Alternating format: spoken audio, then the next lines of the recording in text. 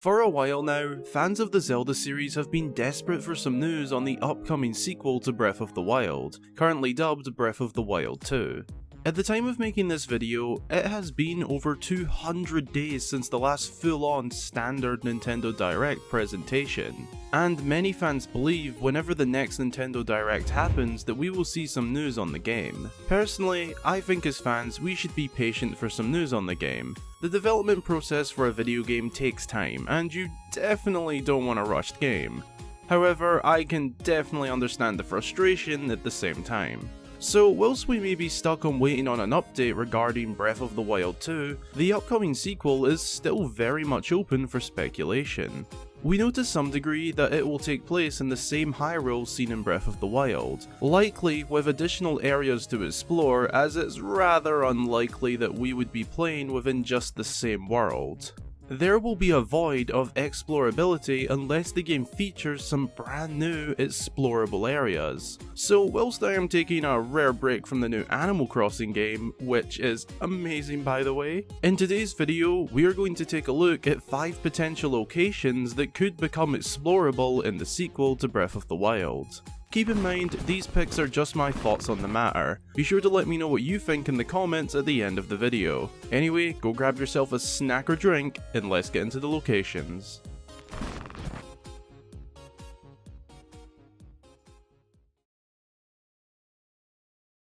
The depths of the Yiga clan hideout.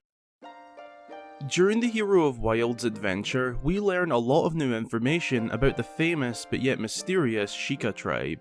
The Shadow Folk who have worked alongside the royal family, providing their unique skill sets to assist the kingdom for many ages. One of the most interesting and shocking plot twists we learned about them was the story of the Yiga clan, a corrupt break-off group from the Sheikah who felt working with the royal family was the wrong move for them.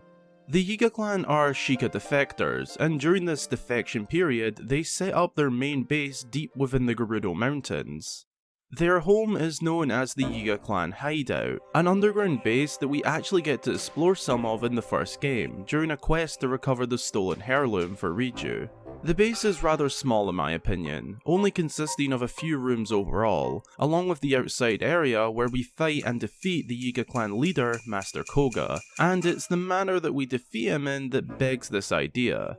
Master Koga falls down the massive Yiga clan pit, which at the time appears as nothing more than a bottomless pit, similar to the drop on the Gerudo Tower. But we learn during the Champion's Ballad DLC pack that there is in fact some Sheikah technology down there, as we throw a shrine orb down the hole to activate a shrine. This means there is 100% an orb pedestal down there, begging the question of what else could be down there? Other than Koga's rotting corpse, which is a bit morbid, so apart from that, what else could be down there? I believe what we see in the first game is just the surface level of a huge base. Whenever the hideout was built, someone was down at the bottom of that pit to create or install the Sheikah tech. Perhaps it was previously a Sheikah base or temporary operation until the Yiga formation happened. If someone was that far down to work on it, there is a good chance there could be multiple floors below what we see. As mentioned, the base we see only has a few rooms in total. Perhaps the entrance with the statues actually has multiple entrances that are accessed with some sort of unknown technology at the time of Breath of the Wild, and in the sequel we will be able to enter them with the help of Princess Zelda and some new technology. An idea of mine would be that it acts as another recovery mission, a mini dungeon of sorts. This idea stems from the fact that we know the Yiga were notorious thieves, constantly stealing from the Gerudo. The sequel could have a quest where we need to venture into the depths of the Yiga clan hideout to recover something else they stole in the past. Perhaps something needed to the story, similar to how we recover relics in Ocarina of Time and Twilight Princess. Distant Islands.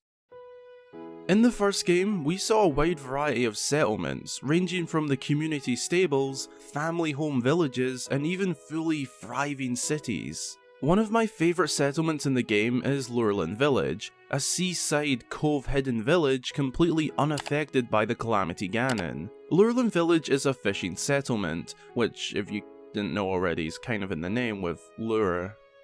It's a fishing reference. Most of the residents all fish for a living, and with a scene like this, why wouldn't you?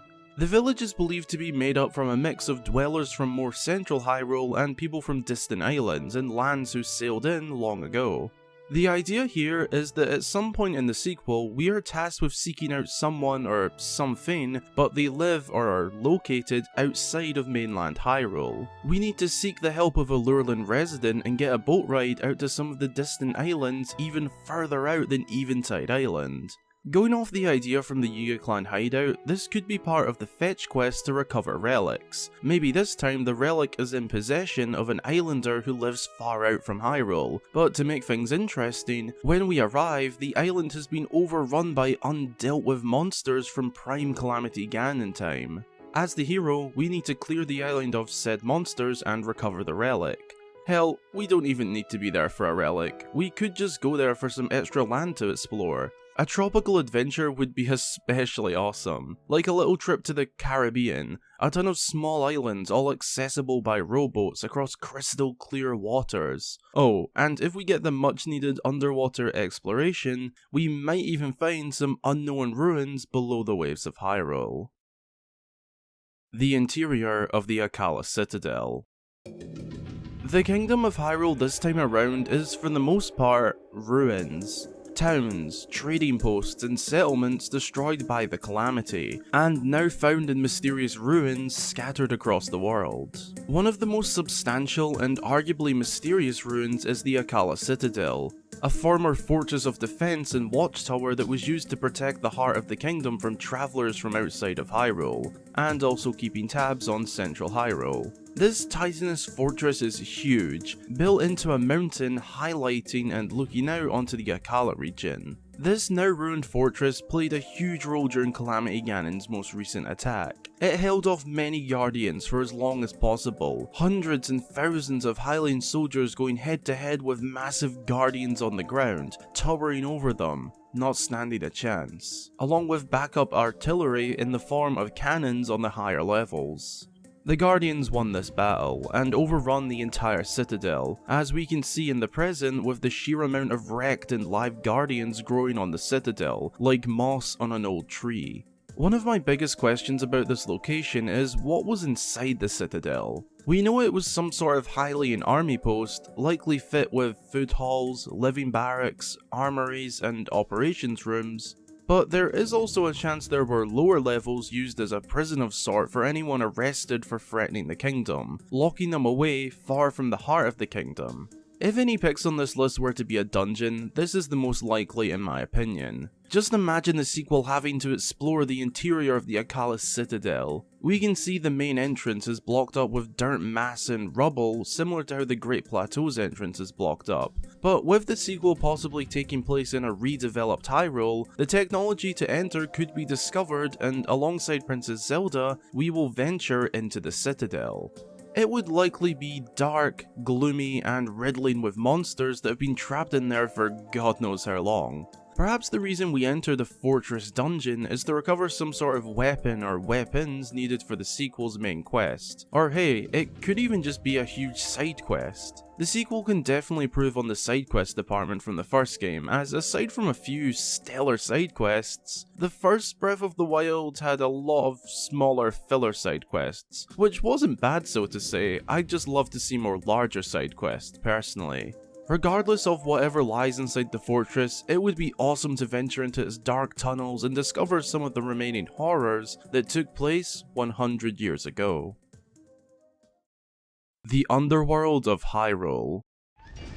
A few months ago, I made a video with one of my best friends, Chris, discussing what could lie below Hyrule, so I won't go all in on this segment, but feel free to go and check that video out for a more in-depth discussion on the Underworld. We see in the sequel's reveal trailer that the underground of Hyrule will play a prominent role in the story, as we find the King of Evil Ganondorf down there. Whilst it could be literally all we find down there, it is open to further speculation. My current thoughts on the matter is that I believe this underworld will act as a final area or dungeon of sorts leading up to the end of the game, similar to how Hyrule Castle in Ocarina of Time and Twilight Princess acts as final dungeons leading to the final boss. I think the game will actually begin here, but also end here, with the latter being more important.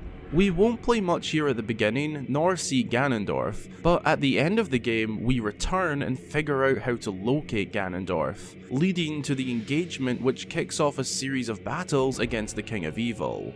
It's a huge shot in the dark, darker than the caves we will be adventuring in, but it's something I see as possible. An alternate realm. This one is a bit more out there, but it's not something we haven't seen many times in the series.